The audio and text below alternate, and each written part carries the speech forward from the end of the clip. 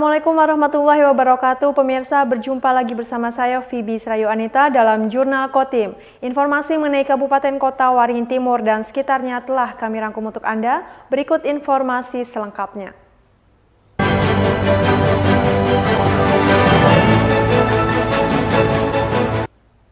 Bawaslu Kabupaten Kota Waringin Timur Minggu pagi tertibkan alat peraga kampanye pemilihan Kepala Daerah Serentak 2024. Penertiban dilakukan tepat pada hari pertama masa tenang menjelang pemungutan suara pada 27 November. Penertiban APK mencakup seluruh alat peraga kampanye pasangan calon bupati dan wakil bupati serta pasangan calon gubernur dan wakil gubernur. Sebelumnya, Bawaslu telah mengeluarkan surat edaran kepada tim kampanye masing-masing pasangan calon untuk melakukan penertiban secara mandiri.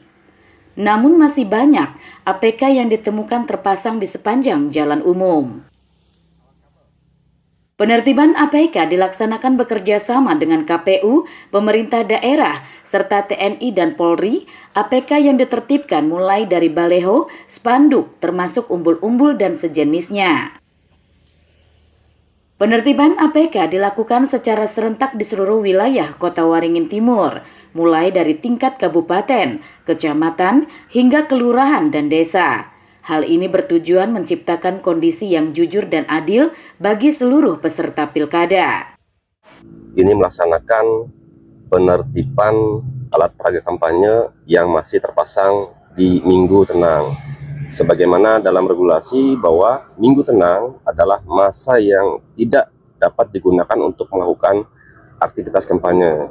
Nah, APK ini kan merupakan salah satu metode kampanye, jadi kami bersama pemerintah daerah melakukan pencegahan supaya menjaga kondusivitas dalam masa tenang selama 3 hari ini, sehingga tidak ada dari pasangan calon baik gubernur, wakil gubernur maupun bupati dan wakil bupati Kotim itu saling lapor, sehingga kondusivitas di masa tenang ini bisa terjaga dengan baik dan berkat dukungan pemerintah daerah, kepolisian, TNI, dan KPU Kabupaten Kota Waringin Timur. Bawaslu mengingatkan kepada seluruh pihak untuk bersama-sama menjaga ketertiban di masa tenang demi menciptakan pilkada yang aman, damai, dan lancar. Penertiban alat peraga kampanye diharapkan menjadi langkah penting dalam menjaga kondusivitas daerah menjelang hari pemungutan suara. Masud Badarudin, Hayat TV. Badan Pengawas Pemilu Kabupaten Kota Waringin Timur menggelar pelatihan untuk saksi pasangan calon Pilkada Serentak 2024. Pelatihan untuk memastikan para saksi memiliki pengetahuan dalam menjalankan tugas pengawasan di tempat pemungutan suara. Pelatihan saksi pasangan calon pilkada dilaksanakan pada Sabtu, tepat di hari terakhir masa kampanye. Pelatihan diberikan kepada saksi pasangan calon bupati dan wakil bupati, serta gubernur dan wakil gubernur yang ada di tingkat kabupaten.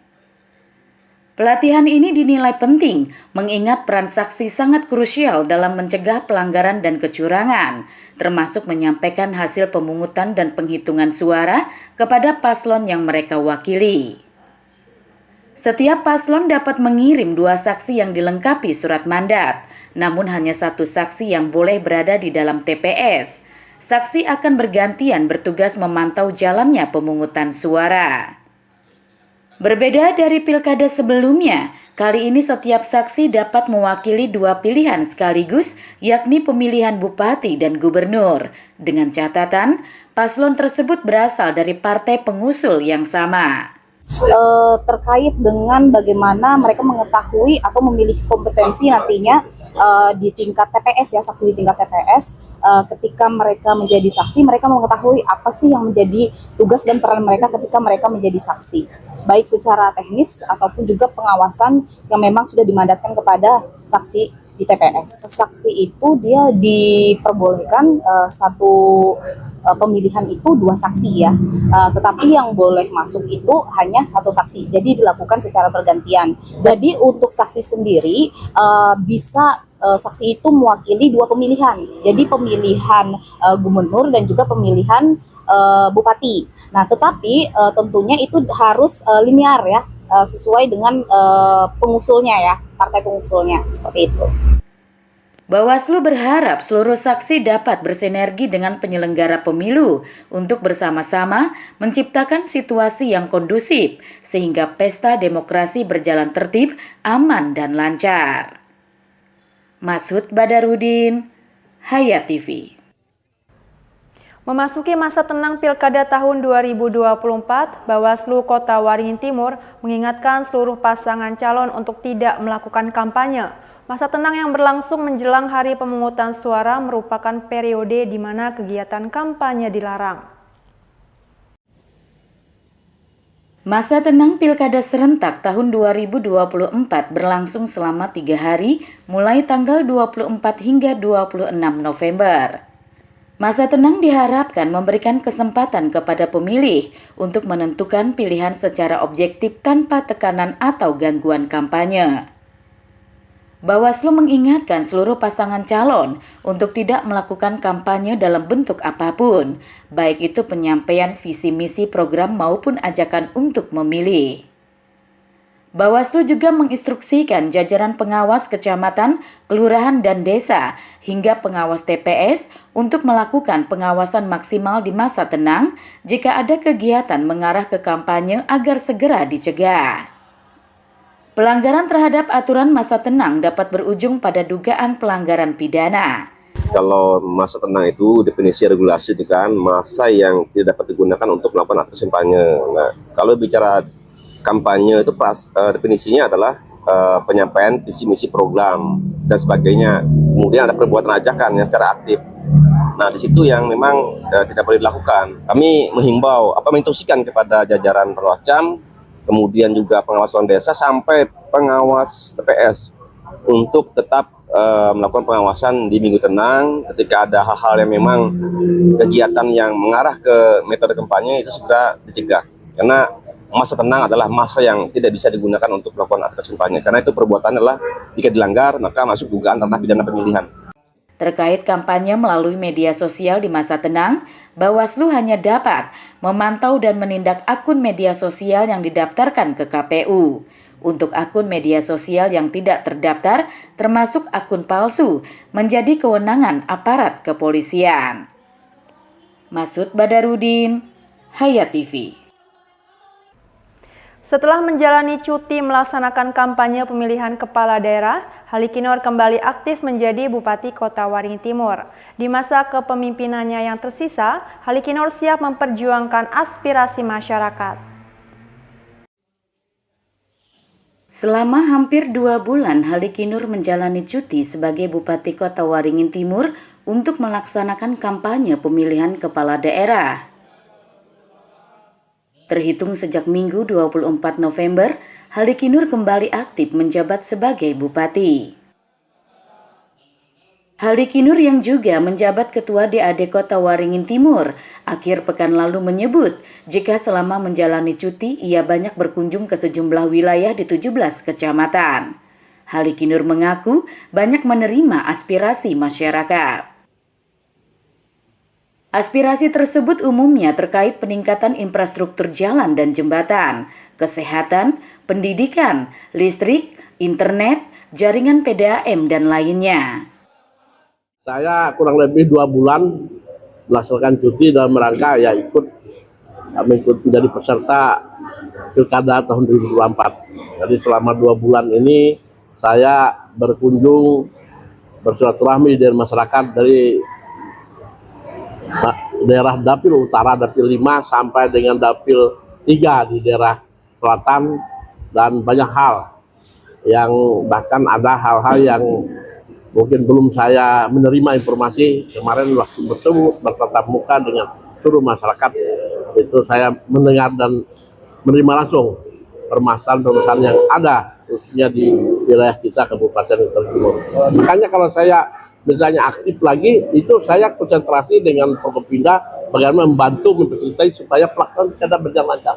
Karena saya tidak boleh berkampanye lagi, termasuk hari ini ya tidak ada berkampanye. Karena kita sudah sesuai ketentuan dan kita, apalagi saya petahana, saya harus beri contoh bagaimana sesuai ketentuan yang ada. Jadi tidak ada, insya Allah tidak akan memanfaatkan kesempatan sebagai jabatan itu.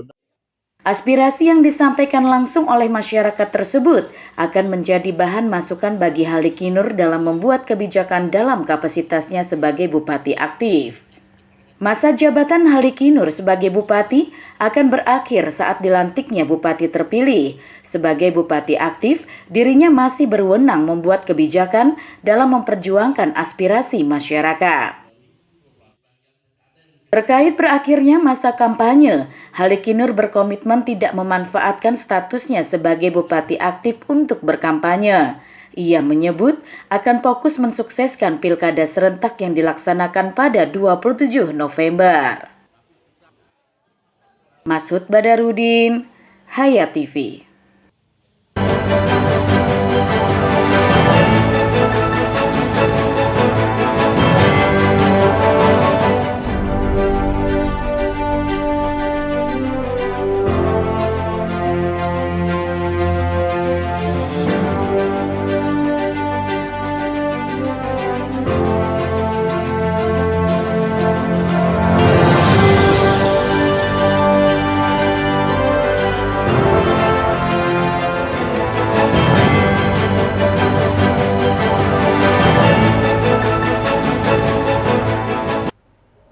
Polres Kota Waringin Timur siap mengawal ketat pelaksanaan pemilihan kepala daerah serentak 2024.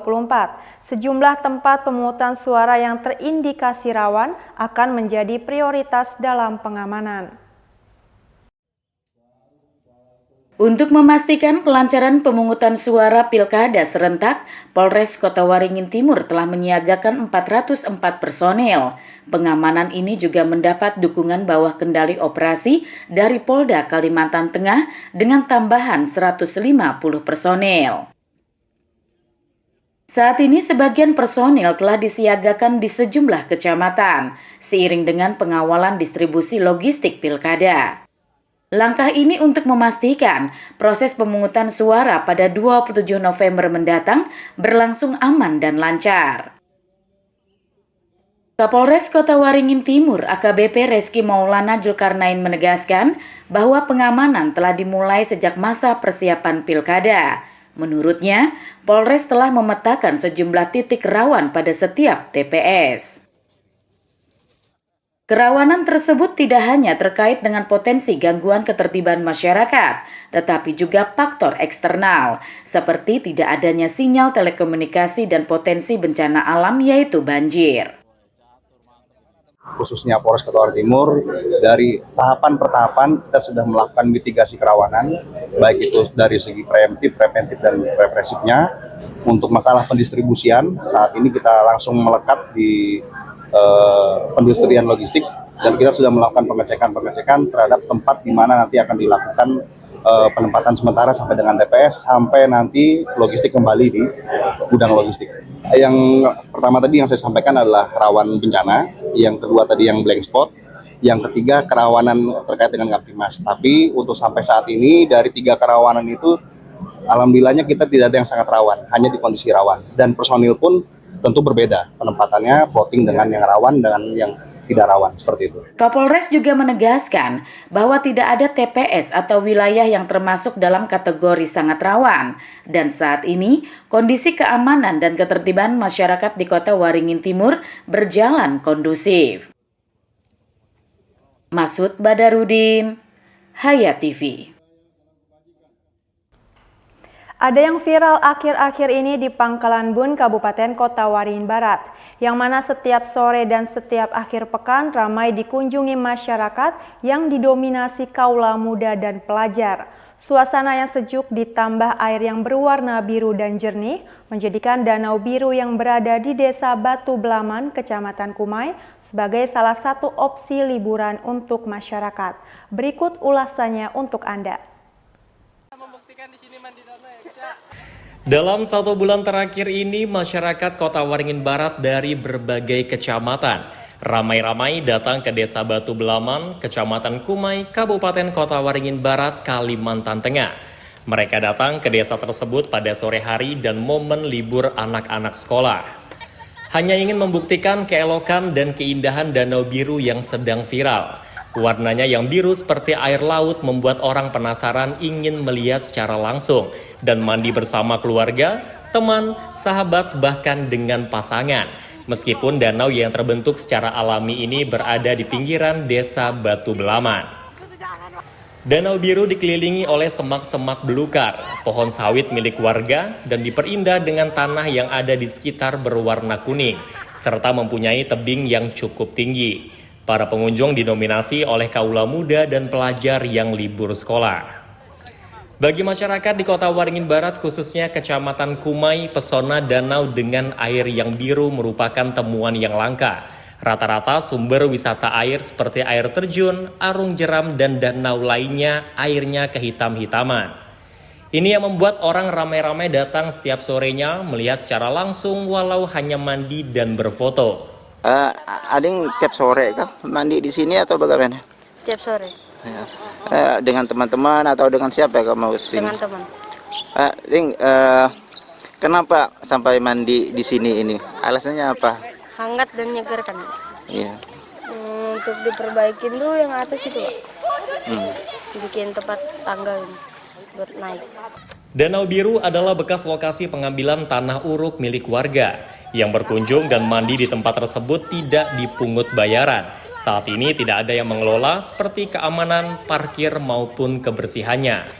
Kedepan ikonik baru di Kecamatan Kumai ini perlu dilakukan penataan sehingga menjadi pemasukan desa dan kecamatan. Jamri, SBTV. Pemerintah Provinsi Kalimantan Tengah menggelar Jalan Sehat Kalteng Berkah di Kota Pangkalan Bun, Kabupaten Kota Waringin Barat, Sabtu 23 November 2024 pagi. Jalan sehat kali ini disediakan ratusan hadiah menarik seperti paket umroh dan wisata rohani serta rumah. Kegiatan Jalan Sehat Kalteng Berkah ini dilepas langsung oleh Gubernur Kalimantan Tengah Sugianto Sabran. Antusias ratusan ribu masyarakat terlihat yang tumpah ruah memadati area Jalan Sehat. Mereka berasal dari berbagai kalangan, mulai dari masyarakat umum, pelajar, hingga pejabat daerah di wilayah barat. Jalan sehat dimulai pada pukul 6 waktu Indonesia Barat, dengan rute start di Stadion Sampuraga Lama, Jalan Simpang 4 Dinas Perkim, Jalan Pangeran Diponegoro, Bundaran Adipura, Jalan Prakusuma Yuda, Jalan Hasanuddin, lalu finish kembali di Stadion Sampuraga Lama.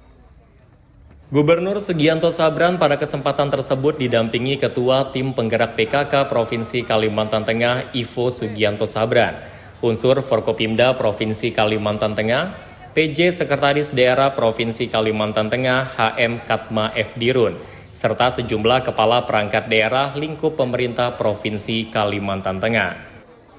Turut hadir PJ Bupati Kota Waringin Barat Budi Santosa serta PJ Bupati Wilayah Barat, yakni PJ Bupati Lamandau Said Halim, PJ Bupati Sukamara Randy Lesmana, dan PJ Bupati Kota Waringin Timur Haji Salahuddin, Ketua DPRD Kota Waringin Barat Mulyadin, serta Kepala Perangkat Daerah lingkup Pemkab Kobar dan wilayah Barat lainnya.